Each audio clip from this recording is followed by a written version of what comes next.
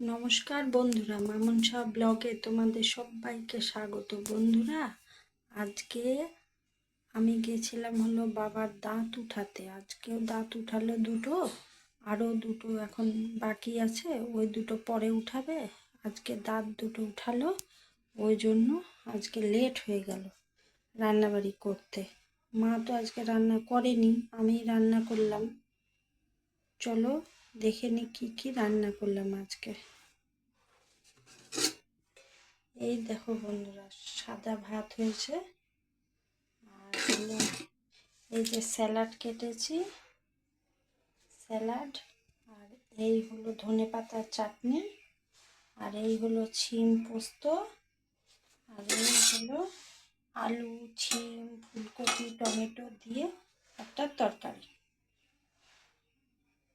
আলু, ফুলকপি, শিম দিয়ে টমেটো দিয়ে খেতে বেশ ভালোই লাগে।